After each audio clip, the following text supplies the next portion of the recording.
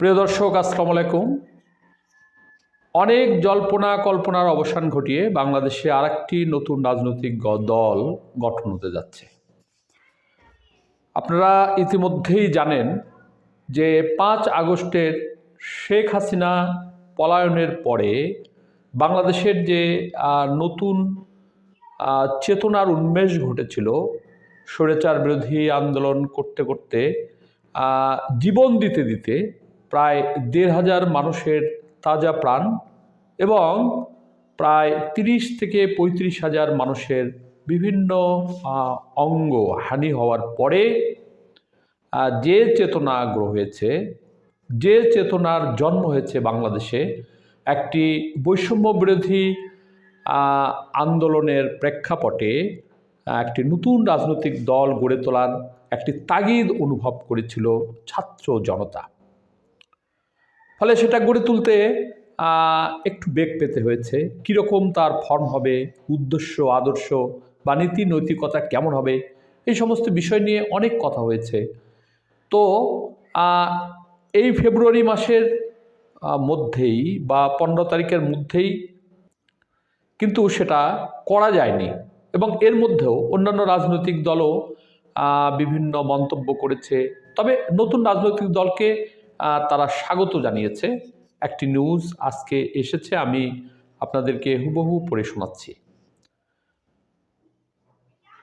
নাহিদ আহ্বায়ক, সদস্য সচিব পদে আলোচনায় 3 জন। বৈষম্যবিরোধী ছাত্র আন্দোলন ও জাতীয় নাগরিক কমিটির উদ্যোগে আত্মপ্রকাশ করতে যাওয়া নতুন রাজনৈতিক দলের নাম চূড়ান্ত হতে পারে চলতি সপ্তাহে। আর এ মাসের শেষ সপ্তাহে দলটির আনুষ্ঠানিক আত্মপ্রকাশ ঘটতে যাচ্ছে। অন্তর্বর্তী সরকারের উপদেষ্টার পদ থেকে পদত্যাগ করে দলটির আহ্বায়ক হিসেবে দায়িত্ব নিতে যাচ্ছেন মোহাম্মদ নাহিদ ইসলাম। তবে নতুন দলের দ্বিতীয় শীর্ষ পদে সদস্য সচিব কি আসছেন তা এখনো চূড়ান্ত হয়নি।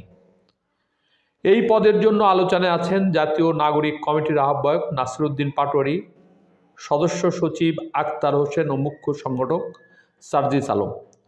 জাতীয় নাগরিক কমিটির নেতৃস্থানীয় 2 জন নেতার নাম না প্রকাশের শর্তে প্রথম আলোকে বলেন, উপদেষ্টার পদ ছেড়ে নাহিদ ইসলাম নতুন দলের দায়িত্ব নিতে যাচ্ছেন।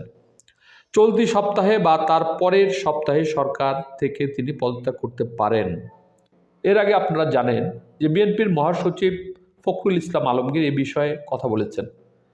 তিনি বলেছিলেন যে যদি ক্ষমতায় থেকে বা সরকারের থেকে যদি রাজনৈতিক দল গঠন করে তাহলে রাজনৈতিক দল হবে পার্শিয়াল, নির্বাচন হবে পার্শিয়াল।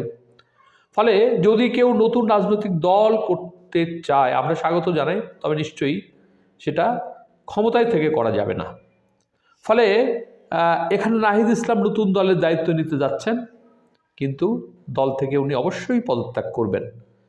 চলতি সপ্তাহে বা তার পরের সপ্তাহে সরকার থেকে তিনি পদত্যাগ করতে পারেন। তবে শিক্ষার্থীদের প্রতিনিধি হিসেবে সরকারে থাকছেন মাহফুজ আলম ও আসিফ মাহমুদ সজীব ভুইয়া। তারা এখনই নতুন দলে যোগ দিচ্ছেন না। ফেব্রুয়ারির 3য় সপ্তাহের মধ্যে দলের নাম সহ অন্যান্য বিষয় চূড়ান্ত হয়ে যাবে। এরপর এই মাসের শেষ সপ্তাহে আনুষ্ঠানিকভাবে আহ্বায়ক কমিটি ঘোষণার মধ্য দিয়ে দলের যাত্রা শুরু হবে। দিনটি হতে পারে 25 ফেব্রুয়ারি, আগে বা পরে। নতুন দলের যাত্রা আহ্বায়ক কমিটি গঠনের মাধ্যমে হতে পারে।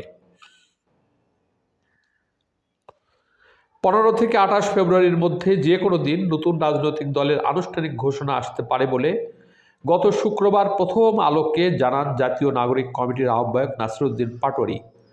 অন্যদিকে সদস্য সচিব আক্তার হোসেন প্রথম আলোকে বলেন, ফেব্রুয়ারির শেষ সপ্তাহে দলের ঘোষণা আসতে পারে।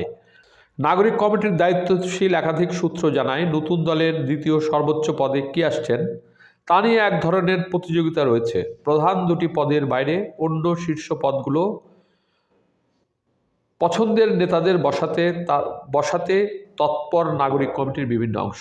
বিশেষ করে নাগরিক কমিটিতে থাকা ইসলামী ছাত্র শিবিরের সাবেক নেতারা এ ব্যাপারে বেশ সক্রিয় বলে জানা গেছে। জাতীয় নাগরিক কমিটিতে মধ্যপন্থী ও বামধারার নেতারাও রয়েছেন। তারা চান প্রধান দুটি পদের বাইরে শীর্ষ পর্যায়ের অন্য পদগুলোতে নিজেদের পছন্দের নেতারা থাকুক। প্রিয় দর্শক, এই তো শুনলেন যে দল গঠনের প্রক্রিয়া, কারা নেতা থাকছেন। আরও অনেক আছে বা বিস্তারিত খুঁটিনাটি আছে, এগুলো আর পড়ার দরকার নাই, আপনারা সেগুলো পরবর্তীতে শুনতে পারবেন। প্রিয় দর্শক, আজকে এই পর্যন্তই। সকলে ভালো থাকবেন। আল্লাহ হাফেজ।